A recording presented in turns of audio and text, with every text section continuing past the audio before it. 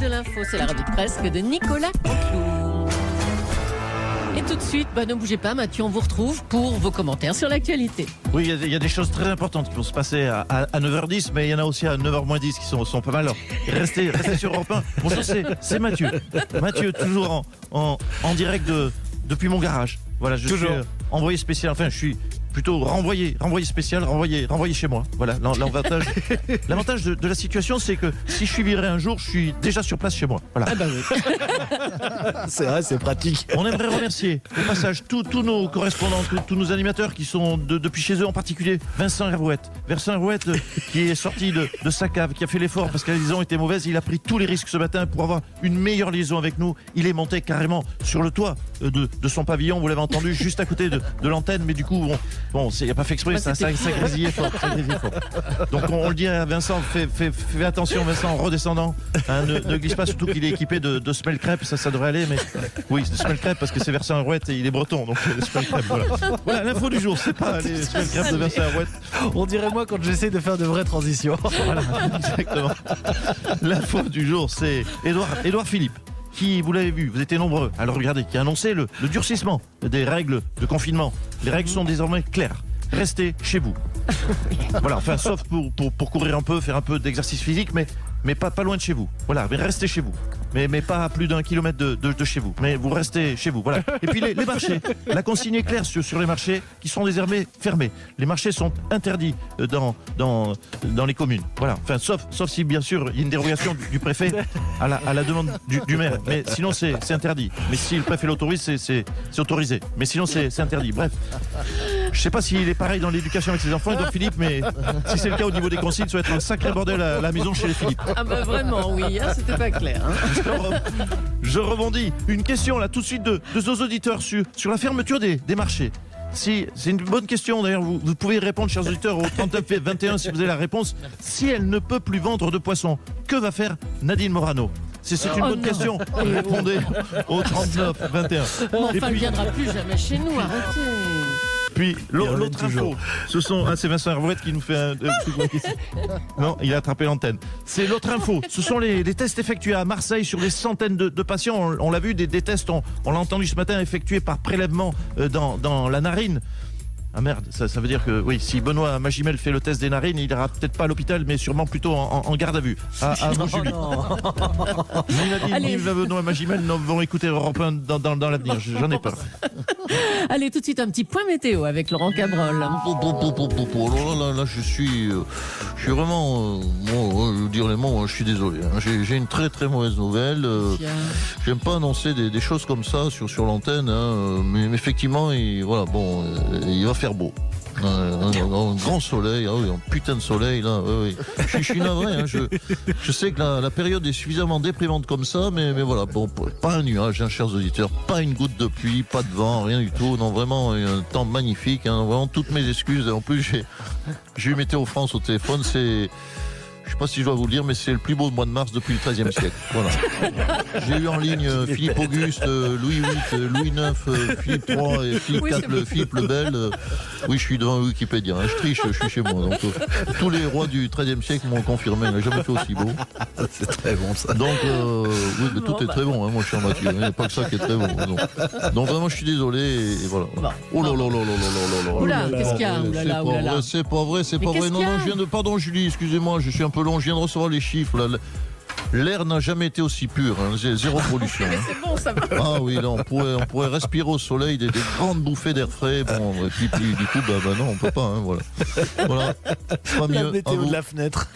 Pas mieux, nous non plus. Merci Laurent. Moi j'ai un petit secret, hein. Moi je suis pas confiné, moi pour pas faire arrêter par la police, je vais faire un tour d'avion, hein. Je vous laisse. Ah, la belle vie, Laurent. Allez, on va prendre des nouvelles de nos invités habituels. On va faire un petit tour du côté d'un de nos seniors. Il vit tout près de Paris, à Montretout. C'est Jean-Marie Le Pen. Allô, Jean-Marie Le Pen? Nous voilà. Jeannie, veux-tu bien baisser le son de l'électrophone, je te prie? Ah, elle n'entend rien, la gourde. Elle a la peau des joues dans les oreilles depuis son dernier lifting. Oh non. Oui, c'est pas un lifting, c'est un retendage. Jeannie, la musique, bordel! Ah, c'est pas vrai. Oui, allô, à qui ai-je l'honneur? Bah, c'est Mathieu Béliard et Julie à Europe 1. Ah, à la bonne heure. Écoute, je dois le concéder tous les matins.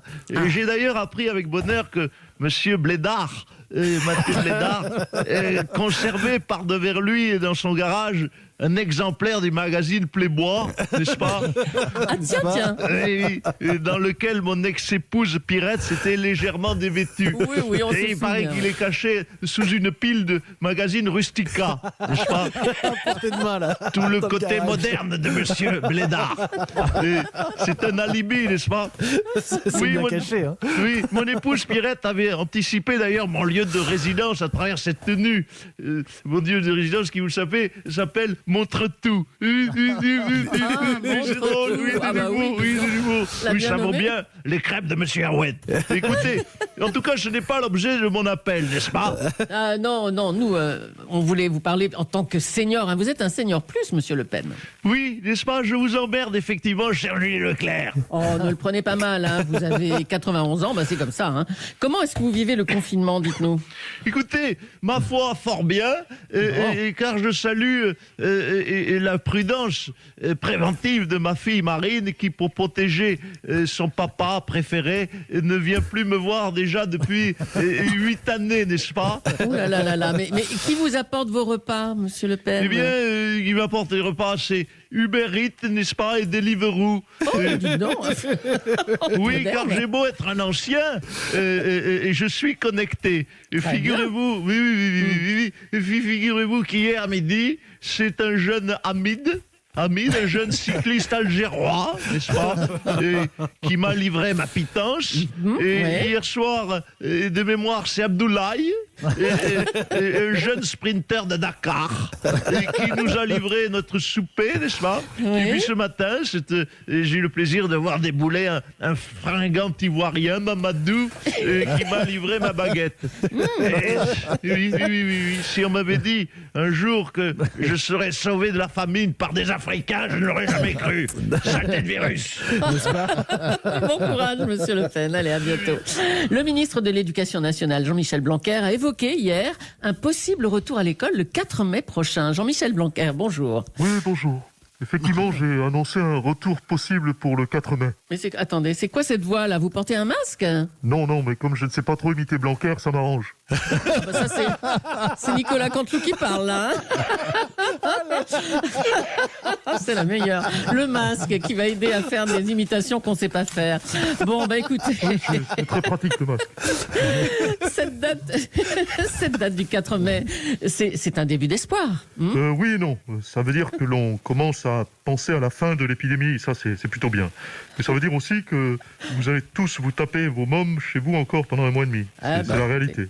Du coup, je conseille à la ministre de la Santé, en plus des masques sanitaires, de commander 2-3 milliards de boîtes d'antidépresseurs. C'est Bah, vraiment finalement, mais finalement, qu'est-ce Ou que juste cette des boules crise... caisses. Ah, Juste ouais. des boules caisses. Oui, des Oui, boules des caisses. bouquets, effectivement.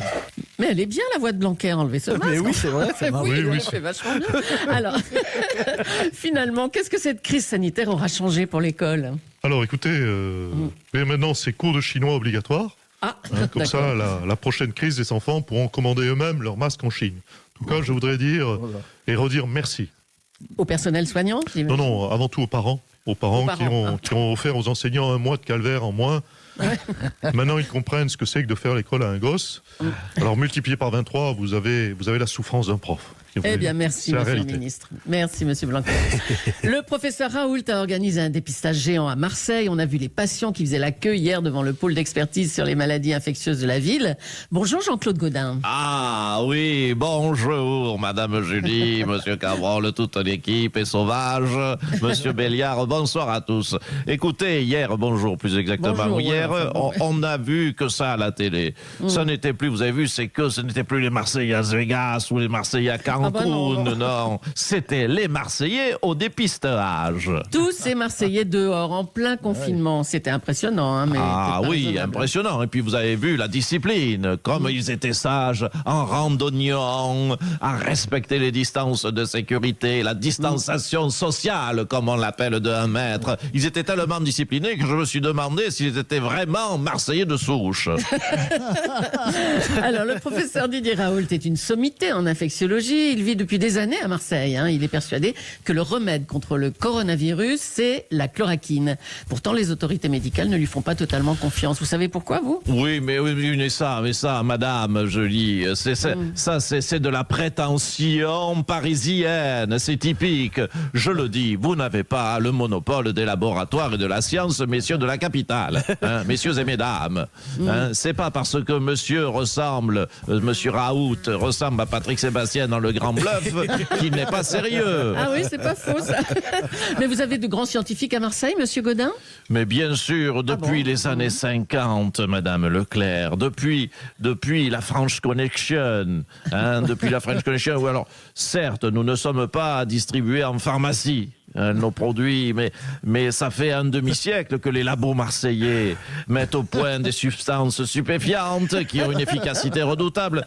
Si Lance Armstrong remporte le Tour de France en grimpant le Ventoux à 135 km/h en 2000, en roue arrière, c'est beaucoup en partie grâce au laboratoire des frères Frappelli. Alors, je le dis, messieurs, mesdames de la capitale, un peu de modestie. Allez, on va vous laisser. Merci, monsieur Godin. Un essai géant de la chloroquine a donc débuté hier. On est avec le docteur qui en a parlé le premier à Marseille, le fameux professeur Didier Raoult. Bonjour. Ouais, salut, c'est génial. Salut, Gigi. Salut, Mathieu Millard. Ouais, c'est le docteur Raoult. Du professeur Raoult. Ouais, tiens, tire mon doigt, tu vas voir. Ça va être que du bonheur. Vous êtes sûr que vous êtes le professeur Didier Raoult? Non, bien sûr. Ouais, toute la journée, j'ai fait des essais sur la chloroquine. Ouais. Et ça m'a donné une idée de chanson. Allez, 3-4. Elle est coquine, la chloroquine. Elle me rappelle une rouquine. Allez, Mathieu, on met son slip sur la tête et on chante. Bon, allez,